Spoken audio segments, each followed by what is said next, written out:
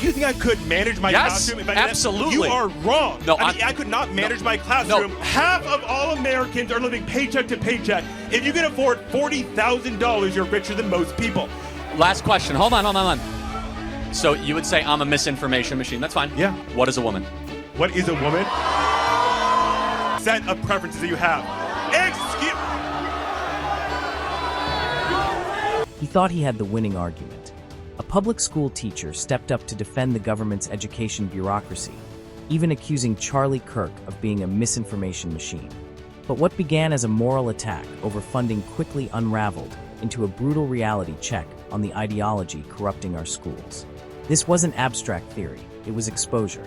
What follows is a masterclass in dismantling a broken worldview with facts, logic, and one simple question the left refuses to answer. Senate, because our government doesn't work well. There's a lot of waste. There's a lot of bloat. And yet, the things that you're advocating about going against are what help people. Everybody's here because they support freedom. Because as you say, we want a freer market, we want a freer place. And yet these policies like destroying the Department of Education, which I'm a teacher for, hurts our ability to take power in the marketplace. It just adds to the few rich people owning all of us. Right now in America, the top 0.01% have an average $600 million of wealth. The bottom half have an average $7,000. And by destroying the Department of Education, the Center for Budget, the Consumer Protection Bureau, that is actively helping those rich people take all of our money. Prove me wrong. Okay, so Trump's been president for 6 weeks. Sure. Right. So we had an oligarchy as Donald Trump was becoming president. Yes. We had all these agencies. How did they prevent the oligarchy? They didn't. No, we have a bad oligarchy, but Trump is increasing our oligarchy. He had Jeff Bezos, he had Tim Cook, he had the richest people on the earth who have more money than the bottom half of the country combined sitting right behind him. Hold on a second. And Elon Musk is helping those regulations get destroyed so they can take even more power. As an attendee. But let's go through one by one. And they donated to it. So let's go one by one. Sure. Let's first go to the Department of Education. So the Department of Education, which I'm guessing you're in favor of like $47 million going to improving learning outcomes in Asia? Yeah, okay, because helping other people helps us. I'm a teacher. When other people don't match our economy, when they can't participate in it, everybody's hurt by that. So I do have a question though.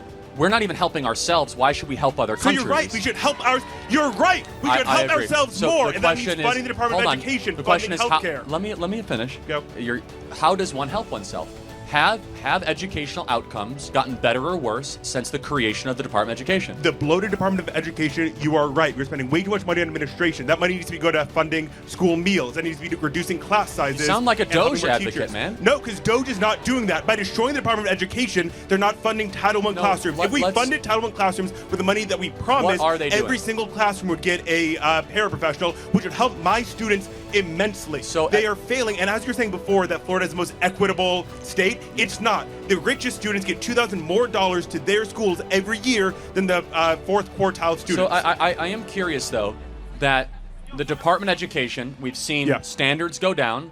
They want to send it back to the states. By definition, we have the Department of Education. 11 million people are in education like yourself. 11 million of them. 6.7 million are administrators. 6.7 million are administrators. Can we agree we should fire most of those administrators? Look, I can't say that because I don't know what those administrators are doing. I think we have way too much money going to them. You're a teacher. Time out. I got to interrupt you. Are you a teacher? Yeah. What do the administrators in your school do? They help us out a lot. I mean, do you think I could manage my classroom if I did that? Absolutely. You are wrong. No, I could not manage my classroom unless I had an administration helping me out. You need 5 administrators for one teacher. That's the ratio. That's bad. You're right. That's bad. Okay, but that's the current ratio. So 5 to 1. But secondly, let me ask you, this is a very important point. It should be reduced, but destroying the Department of Education is not the answer, because then you hurt the American economy by not allowing people to build up their human capital. Time out. We already have the evidence. Right from the start, the teacher framed abolishing the Department of Education as a gift to the rich. But Charlie flipped the script, exposing its waste, like spending millions abroad while U.S. schools struggle. The teacher insisted helping others helps us, but then admitted bloated administration drains resources from classrooms. Charlie pressed further, pointing out the absurd 5-to-1 administrator-to-teacher ratio. Each concession left the teacher scrambling, while Charlie stayed in control. But what Charlie reveals next will leave you questioning everything about America's education system.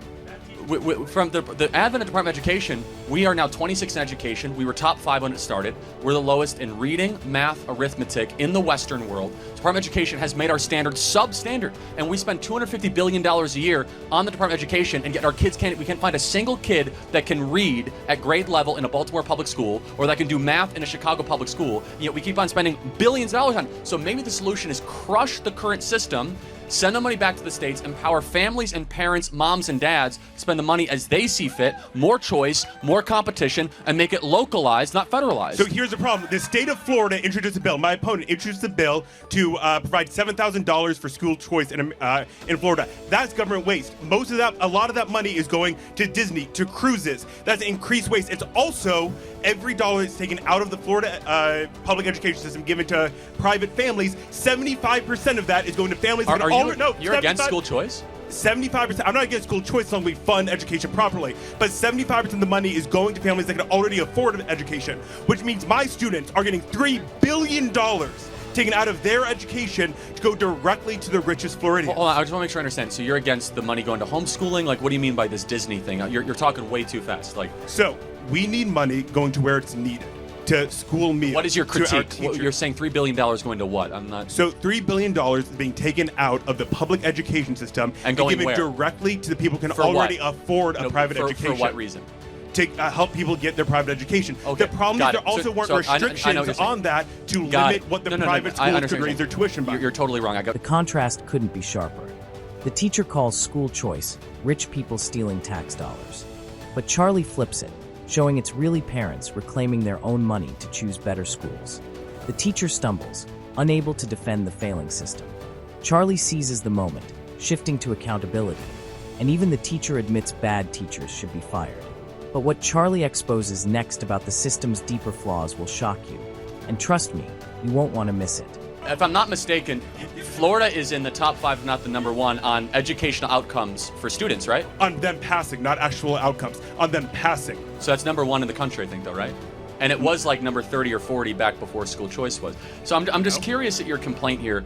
But it's fine. Let's just kind of go back to the thing. We'll go to the next question. Sure. The Department of Education, why should the federal government have any role in education? Because spending that money on helping people helps the entire economy. No, wait. That's not where the money's going. Finish. Helping people helps the entire economy. How has that worked? When you let people fall through the cracks, it destroys our economy. It's more expensive. When you take away the Consumer Protections Bureau, that helps $16 billion of scams go back to the American people. That helps our economy because then they can take place in the marketplace. What you're advocating for is to reduce the things that push people into the marketplace, to increase the barriers, and to destroy the freedom of our marketplace. Again, you have not answered the question. Let's just reiterate it. Department of Education. That answer because it helps people. Got started in 1979. We start with the same sort of nice sounding stuff we started to do over the last 35, 40 years. And we have the lowest standards ever had. We have childhood poverty all over the place.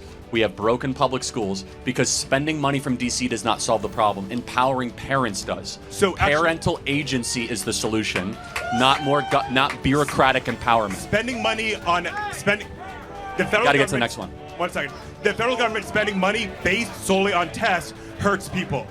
Because then we don't get the money going to critical thinking, which your misinformation machine succeeds on. Because when people can't critically think, they accept your assertions as reality. So, last question. Hold on. So, you would say I'm a misinformation machine. That's fine. Yeah. Fine. You're a teacher. Yes. What is a woman? What is a woman? Oh, buddy. All right. So, we define gender as a set of preferences that you have.